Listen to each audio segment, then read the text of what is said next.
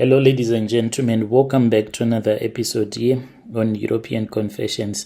The following story that you're going to be listening to, it comes from a translation that one of our admin received, and the translation of that message, it reads like this. Hello, Brother Nashi, how are you? Can you please post my own story as anonymous? I am a South African man and I am married to a Malawian woman. Me and her, when we met, I thought that it was love at first sight. Everything was perfect. Even when my mom said that she was too perfect, she was perfect in each and every thing that she did. She never made any mistake. So my mom was someone that was very spiritual. The day that I brought her so that she can meet my parents, my mom, she stood up from where she was seated and then she went outside. I followed her because I saw that she lied that she wanted to go and fetch something from our neighbor. I then found her. She was sitting at the back of one of the rooms that she had at her yard. And then I said, Mom, what is wrong? And she said that she was feeling a very terrible headache. And I said, how about I buy you grandpa or some Panadol? And she was like, it is not a normal headache, my son. I just want to relax. Please let me be. You can return back indoors. I am going to be fine. So I sat down. Then I started to speak with her. She then told me a story that she said she had never told anyone in her life. She said when she was impregnated by my father. So my father, he had came from KZN and he started working at this other mine. And then she was impregnated by my father, and then she was taken by my father back to the village from where he had came from. So my father was supposed to marry another girl that he had been dating in that village. And when she arrived there, she said when that woman whom my father was supposed to get married to came to see them, and she did not have a grudge since she was already married, but when she was looking at my mother, she said that she had a very terrible headache. Later in the evening, she said when she went outside, that was when she saw the same lady. She was naked and she was standing in the middle of the compound. And when she saw my mother, she disappeared, and all that she saw in the place where this woman was standing, it was nothing but a little flame that was burning, and then gradually it died down. When she returned back indoors, to her surprise, my mom said that it was already in the morning, and she said when she went outside, maybe it was somewhere around 10 p.m. when she found out that there was that woman who was standing in the middle of the compound around 10 p.m. And then when she returned back to my father in that bedroom where she had left him, thinking that maybe she had spent only about a couple of minutes whilst she was standing outside, to her surprise, she had spent the whole night whilst she was outside, and she could not feel any movements at all of the baby. She said it took her a couple of weeks to start hearing that her baby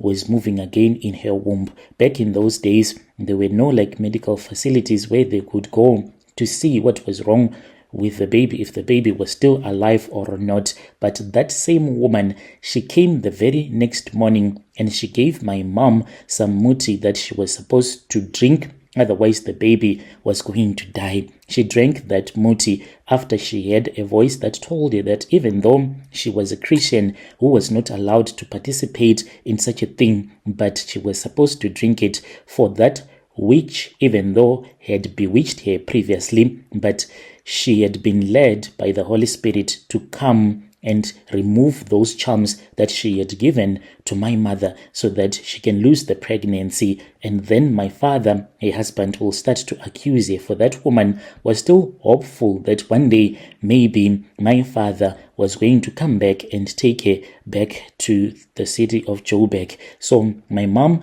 she said she had a voice giving her the permission to drink those charms. So she drank the charms, and after she had drank those charms, she started to vomit. She vomited, she said, things that were like yellow in color. My mom said, ubusuku wonke ngalala ngihlanza inyongo. As she was busy vomiting all of that yellow stuff, she said there was a little worm that she finally vomited because she kept on feeling that there was something that was stuck in her stomach. This thing, each and every time that she would vomit, it would move up and up until it got stuck into her chest. This woman came, that one who had caused all of this and who had given my mom the muti, and she gave my mom water to drink, in which she said it was as if it was mixed with charcoal. And after my mom had drank that, immediately she said she vomited even into the cup. That is when she discovered that there was a worm that was stuck inside of her stomach. And from the time that she vomited that worm, she then started feeling the baby I was now moving in her womb again, and I seemed to be happy. So she said, when she told me this story, I was really shocked. I never knew that it was the situation that my mom told me that from that point going onwards, she made sure that she prayed each and every time. And when I had brought this woman whom I loved a lot, she had realized that she was a witch, a lady who was working as an engineer. I never thought that it was the case. She had came to South Africa whilst she was studying at this other university, and then that was when I found her, and she told me that she came from a strong spiritual family back in Malawi. I didn't think much about it because she did not want to go to a Pentecostal church. She wanted to do ancestral worship and those type of churches that allow you to do ancestral worship.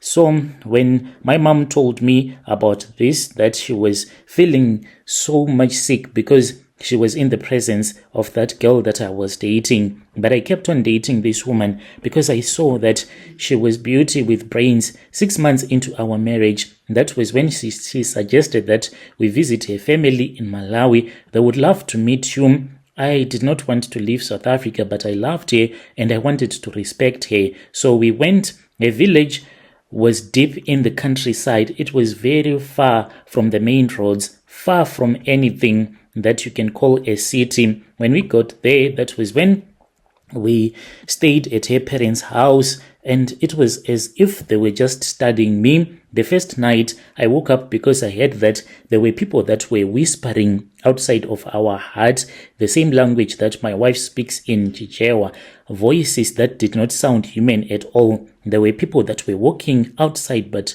they were like giants. I peered through the small wooden window. To my surprise, that was when I saw the same woman that I was sleeping with in bed. She was standing outside with her mother, was the one that I recognized, another old man, and then there were other people. They were drawing something on the ground. I kept on looking at them. I was in a dream, but it was also happening for real because I could see that she was still in the bedroom with me, but she was dead, fast asleep. And after they had drawn the things, the symbols that they were drawing on the ground, each one of them, they took the soil and placed it in their pockets, and then I just fell asleep. The next day, she then took me to a river which was outside of her village. She said there was a cleansing ceremony, and I said, cleansing for what? Because as a Pentecostal, I had no need to be cleansed, for I had been cleansed already by the blood of Jesus. And she said, it is just a blessing.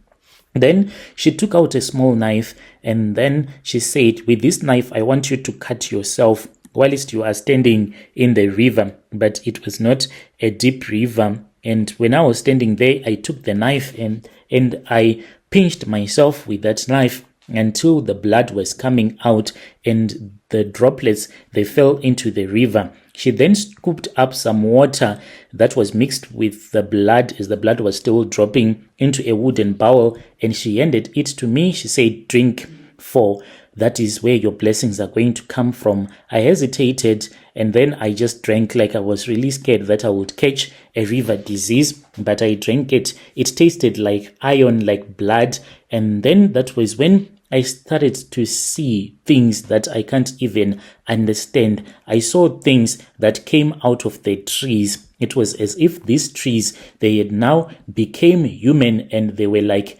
creatures. And after that, that was when I saw her. she had a tortoise that she tried to hide from me. She said, hold this tortoise and put it in the water, and it started swimming away. Then we went to her grandmother's hut. At that moment, I think that I was more like a zombie. And when we went to her grandmother's house, I was made to sit on a mat at the center of the room, and I was told to hold a tortoise. I looked at the tortoise. It was that same tortoise that we had put into the water. As it had started swimming away, it had the same everything, the scales, the size of that tortoise, and it was still wet to show that it had recently came out of the water. That woman, her grandmother, was speaking in Chichewa. I could not understand anything. All that I felt was a sharp, piercing pain in my chest, and I screamed. I blacked out. I woke up and I asked her what had happened, but I could not understand. Me and her, we slept together. I had horrific dreams when I was in Malawi, so much that I started to miss home. We then returned back to South Africa. One night, I just woke up. When I woke up, I found her. She was not in bed with me. So I thought that maybe she had been cheating on me. So I then followed her outside. Something in me just told me that she had went outside. When I followed her outside, that was when I saw her. She was standing close to this other tree that is in our yard. This tree, she was kneeling down in front of that tree. She was holding a photograph of who I don't even know. And when I confronted her about this, that was when she said, we cannot get divorced, for it is not a choice to be a spiritual person as she is. To this very day, she just calls herself a spiritualist, and sometimes she does have out of the body experiences. She claims that the night that I saw her, it was her having a lucid dream. She said they are called lucid dreams, where you wake up and you do things in the spirit. She is saying that she is not a witch and she hated to be called a witch. So I don't know, should I keep on staying with her? We now have 2 kids, but that is the situation that I am facing. Dear listeners, right there was a message that was sent to me by one of our brother right there, and that was the translation. We were helped by our sister. Let us try to speak with him in the comment section. Strange things indeed they do happen in this world.